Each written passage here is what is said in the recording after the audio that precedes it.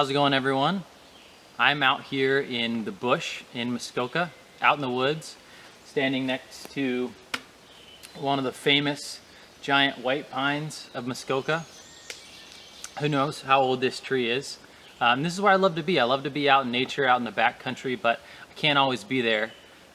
Interestingly, when I'm not out in it, a lot of times I'm at home and I'm watching YouTube videos of people who are out in the backcountry. And one of my favorites is this guy whose channel is called Backcountry Angling Ontario. And I got into his channel when I found this series that he did where he spent 90 days over the course of a summer out in the backcountry solo canoeing. So he was canoeing out and staying out for 5 or 10 days, and he'd come back for supplies and then head back out, and he did that for 90 days in a canoe camping season. I thought that was pretty cool.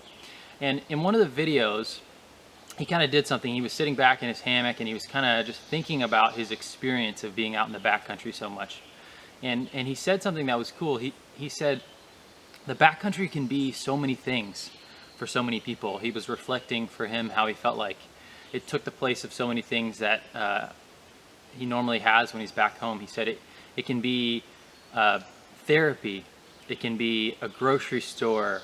It can be a gym where you can get a workout. Obviously it can be a home. It can be so many things. And he listed off a lot of things, and I like that. And it got me thinking, and I was like, he's on to something there. When we're out in nature, it can be so many things for us. I remember growing up, I could relate to some of the things he was saying. We ate a lot of venison, a lot of vegetables. We would pick berries. We would pick mushrooms and eat those. We had apple trees, and we would make cider and applesauce and have that all year round. And so I definitely had this sense that nature and creation was a grocery store in some sense. And I can definitely agree with, and probably you can as well, the idea that sometimes nature is the best therapy. It has this ability to calm us, to release some of our worries or our sadness, or our, the things that we carry can be released when we come out here. One thing I think that nature can be, which he didn't really mention, but something I thought about, is nature can be a really amazing teacher. And I kind of want to listen to nature today and see what it might have to teach us. I want to give our attention today to the trees, because I think trees have something really interesting that they can teach us. Trees just have this sort of like noble and wise feeling about them. I don't know if it's their size or how old they are, but you just get this sense that they seem to have some sort of thing that you should give reverence to. Many of you may be Lord of the Rings fans. I know I am, and some of the characters I love in there are these trees that that come to life in the Lord of the Rings. And they're these massive trees who make friends with the hobbits and help them out, and they're so wise and they're so noble, and I think they were written really well in that way. And I also think it'd be pretty awesome to have giant tree friends who could help you out in life and you could go into battle with. Obviously that's not possible, but I still think it is possible to listen to the wisdom of the trees, so to speak. To start doing that, I want to talk to you a little bit about this book that I've just started reading. It's called The Hidden Life of Trees. And in this book, they talk to this man who was a forester, and he's been a forester his whole life. And so he spent years and years managing forests. And he has all these really interesting observations about things that he's learned from his time managing forests. And the thing that stuck out to me right away was he shares about old growth forests. And he shares about this reality that old growth forests that that haven't been cut down, that have been around for thousands of years, are really much healthier than the forests that have been replanted or forests that have regrown after being cut. And the reason that he talks about them being so healthy is because of the interconnected root system that they have. The interconnected roots mean that trees don't just have their own roots. They're actually planted into the ground, and then there's this historical root system that they share in together with all the other trees in the forest. And this means a few things for the trees. It means that they're able to share nutrients and share energy amongst one another, which helps them to be healthier. They can even do this really cool thing where they can send electrical signals through that historical root system to one another to warn of things like some sort of danger. For example, bugs. Obviously, trees do things quite a bit more slowly than animals do. They've measured that these signals are coming along quite slowly, a little bit slower than a text message, but fast enough that trees are able to warn other trees in a forest about oncoming bugs, and then the trees can produce toxins in their leaves that can protect them from the bugs that are coming. So that's pretty cool. Something that happens in these old growth forests is that the trees grow faster and the trees grow bigger in these forests with the help from connections with other trees. Also, these forests can regenerate more quickly. That means if they lose a tree or when an old one dies, another one takes its place really quickly.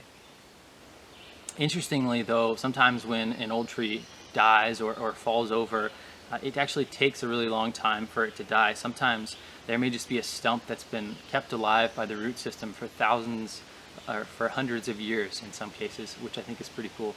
And then sometimes a new tree will even come out of that old stump and just continue on life amongst its brothers and sisters. As a forester and as somebody who's managing a forest, the guy in this book is talking about how valuable having old growth forests is in terms of logging. His job is to log and to produce lumber, and he's actually managed to outpace his competitors by acknowledging the power of this macroorganism that is the forest, of this old growth forest.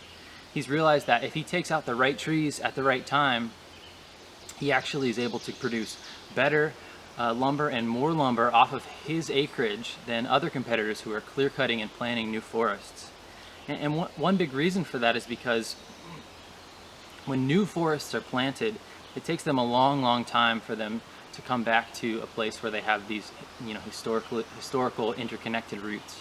And in fact, sometimes new trees in forests can't actually do that very well, given tons of time, because they have roots that are damaged even before they start to grow from when they're planted. So what that means is new growth forests where trees aren't interconnected, all the trees operate in an individual fashion, and they don't have the roots connected together, and they take much longer to produce mature trees that can be logged. And they're also less hardy. They're less hardy to weather and to bugs. They don't have that ability to support one another or to communicate with one another like the historic trees do. So this is a cool fact, right? It's interesting to hear about this and to hear about this forester who's logging in this way. But what does this have to teach us? What can we learn from these old growth forests? Well, before we tackle that question, I think we should maybe ask, how? How can we learn from the forest? I think that trees, along with a lot of things in nature, teach us in a specific way, and this is a way that Jeremy kind of mentioned last week when he spoke about the skies. We believe that creation, all of nature, trees, were created by God, and because of that, they reflect the nature of God. They reflect the character of God. And we see this happen on a small scale with us, right? People who create something, you can see part of the nature and character in it. Think about walking into a room that somebody has decorated, and you can look around, and without even knowing the person, you can get a little bit of sense of their nature, of their character, just by seeing how they've designed the place, how they've set it up. I think God's creation is the same, just on a much larger and more significant scale, right? Because it's not as if God took a mural of a tree and put it on a wall, right? God created the concept of tree, the idea of a tree, and thought about how it could work biologically, how it could live in this interconnected system with all its brothers and sisters within a forest. God did that, and by looking at that, we can get a glimpse at the nature of God. And something really interesting is we can actually push this a little bit further, and beyond getting a glimpse of the nature of God and the character of God, creation can actually give us sort of a look into our nature and our character. And this is because of a truth that's revealed in Scripture, which is that we were created in God's image, which means that we contain the same nature as God. These ideas aren't proven by empirical data, right? But it's interesting because I think these truths do easily become evident for people. even just by being out in nature and experiencing a forest, and by gazing at a giant tree like this one, or even in a loving relationship with another person. Scripture obviously contains these truths as well. One place that we find Scripture talking about God is in Romans 1:20, and I want to read that for us right now. In Romans 1:20, it says this: "For since the creation of the world, God's invisible qualities, his eternal power and divine nature have been clearly seen, being understood from what has been made, so that men are without excuse." I like that little bit there where it says, being understood from what has been made. So it's clear here in Scripture that we were meant to find the character of God in creation. Also, the truth that we are made in God's image is obviously from Scripture. And I'll read that verse for you now, where that comes from. Genesis 1:27. It says there, "So God created man in his own image. In the image of God he created him, male and female he created them." So there we have that, nature is revealing God's character, and it's revealing our character because we contain the same character as God. We are made in his image. So that's how trees teach us. Trees teach us by reflecting the nature of their creator, and by reflecting the nature of us, who was made in the image of the creator. So what is it that they're teaching us then? If that's how, then what? I think they're teaching us by showing us that God's nature is much like the nature of an old-growth forest.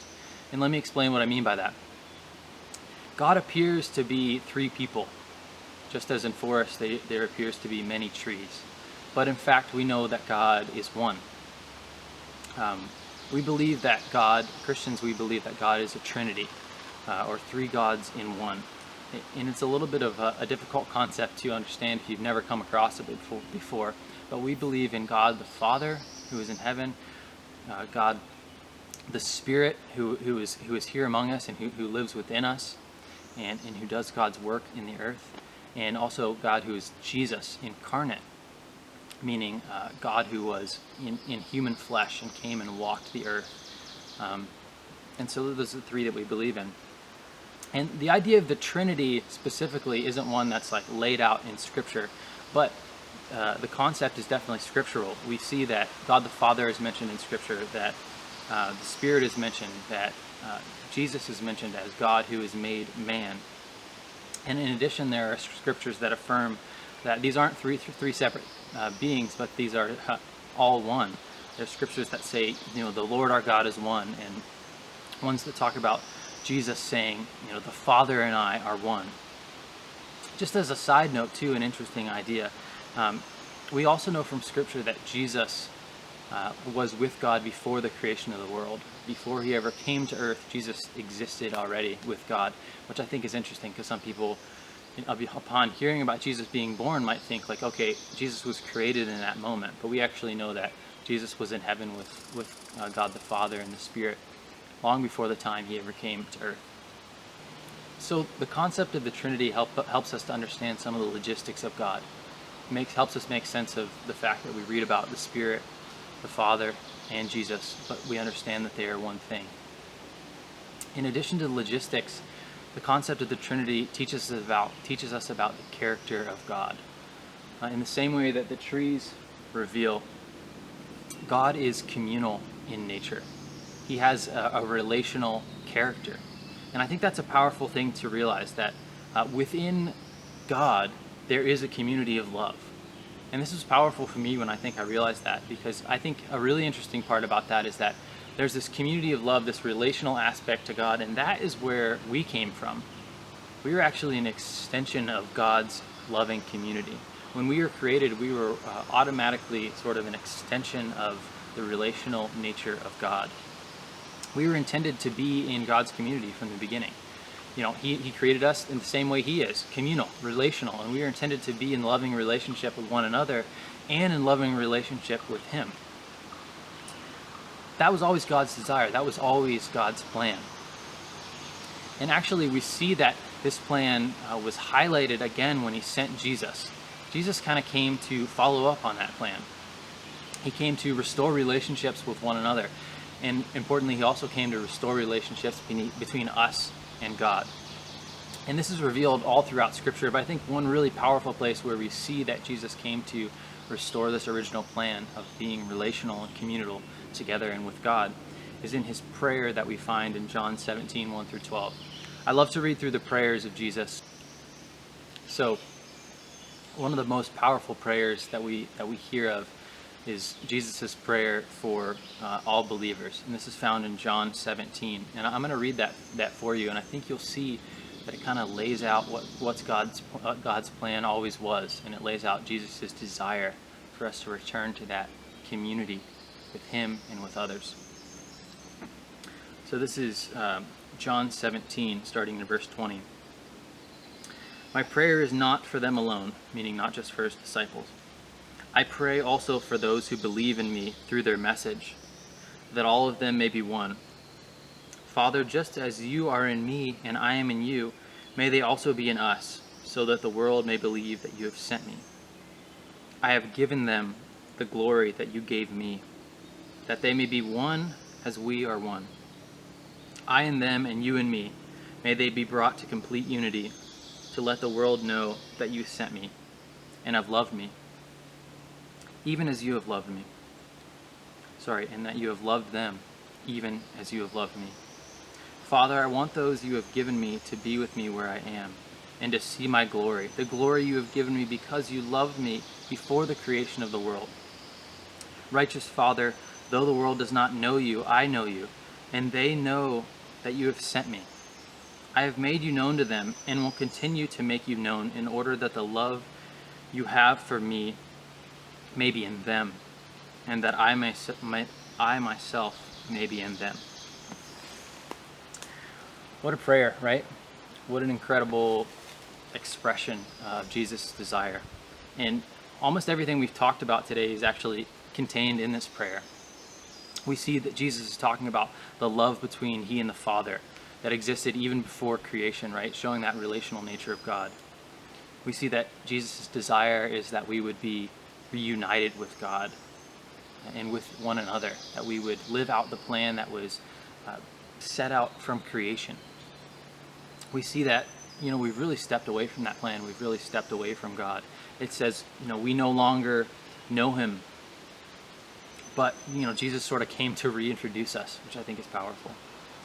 He came to reignite, the plan that was there from the beginning. A community of love made up of the Father, made up of the Spirit, of Jesus, and of course of us. Just as the trees in an old growth, interconnected forest thrive as individuals and as an entire forest, so do we thrive as individuals and as a community when we are connected deeply. I think that trees reveal a beautiful truth. They reveal that in some ways we are meant to be individual trees, to have our own trunks and to have our own leaves, to have our own lives. We're also meant to be one, living connected to each other and to the God who created us. I think that nature is teaching us. I think that there is wisdom in what the trees reflect. And I hope we listen to that.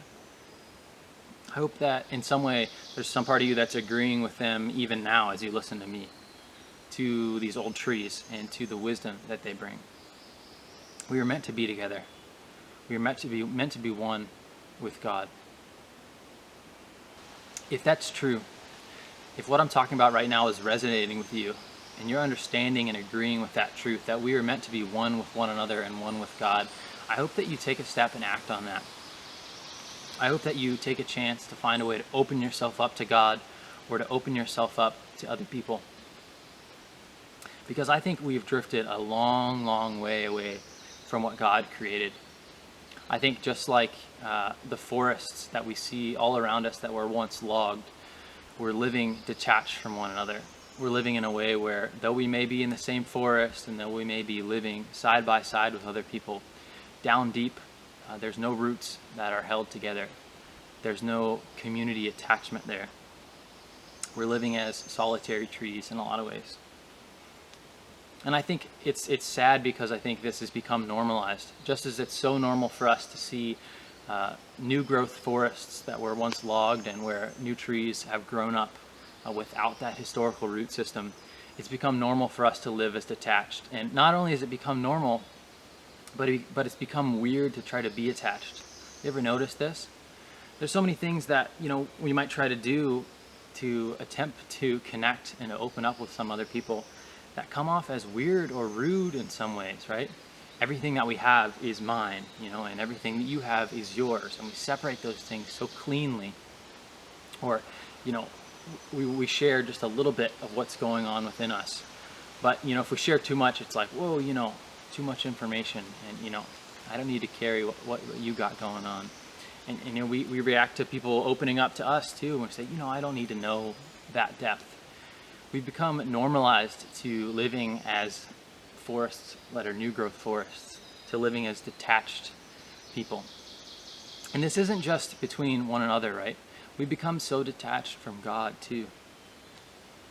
Even though for many of us, there's something that yearns for God, that yearns for something more, that's always been there, we shove that down, right? And we ignore that, and we distract ourselves with other things, and we keep ourselves at a safe distance from God. I don't know exactly why we do this. Maybe it's because we're afraid. Maybe we're worried about what we might find if we open up to God. Maybe we're worried about the changes that He might make to our life. Maybe we're just influenced by other people and what they say about God and what they say about what you should think about God.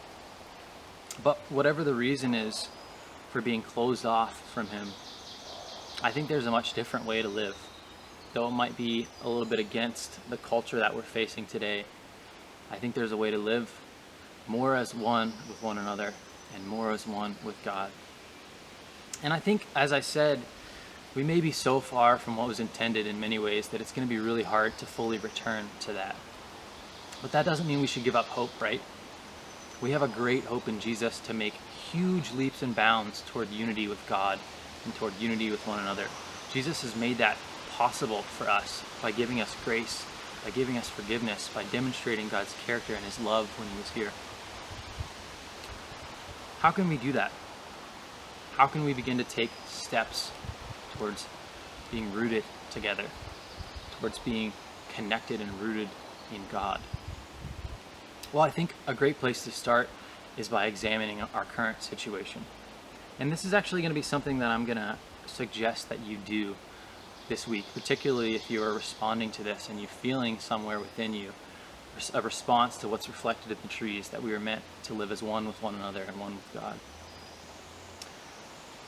Think about how you're interconnected and how you're detached. If you have the chance, go out in nature and do this. This is a great place to reflect and think about yourself and think about the Lord. So go out and ask yourself that. How am I interconnected right now in my life? And how am I detached? Once you've taken the time to sort of sort that out and to figure out where you are, how you're feeling, then ask yourself, what's a way that I can take a step in the right direction? What's a way that I can improve the unity I have with others, or the openness that I have towards God? I think this looks a lot of ways for a lot of different people. If you're new to this idea of faith, I think it might be something as simple as just trying out prayer. So I lost a bit of footage from recording earlier, but I didn't want to let this go unsaid. If you do feel like there's something that's drawing you towards God, that this is resonating and you want more unity with Him, and you want to take that first step of trying to open up and trying to pray, you might not know how to start that, but it can be really simple. And my suggestion would be to find a quiet place and then just tell God what's on your heart and what's on your mind. Start with saying, like, God, this is what I'm worried about. This is what I'm excited about. And then give yourself just a minute to listen and to feel. And make note of anything that you might be feeling or anything that you feel like God might be trying to say to you. And that's how it starts, just opening yourself up to Him. So I encourage you to give that a try. Maybe you've welcomed God into your life a long time ago. Maybe you've been connected with Jesus in some way for a long time.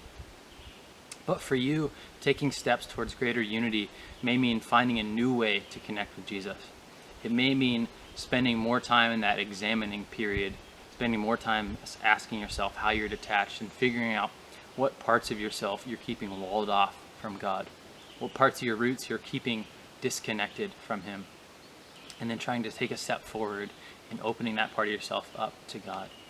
In terms of connecting with one another, I think this could be a lot of things. One way that I think that we can begin to do it, particularly in a society where things and stuff is important to us, is by beginning to break down in some ways the barrier between their stuff and your stuff, or their needs and your needs. And by taking on the needs of someone else and saying, like, let me help you with that, or let me lend this thing that I have to you. Let me share this with you. Or for some of us, it might be even more powerful for us to let somebody lend their hand to you, to borrow something from someone, to accept help from someone, to become a little bit more interconnected and not so darn independent and split from one another. I think beyond things, we have a lot of emotional attachment that we could take steps towards. For a lot of us, all it would mean is letting down some of our walls, letting someone in, as you might say. I pray that you can do that. If you're watching this video, I pray that you can find a way to take even one small step towards being more open and more connected to God or to other people.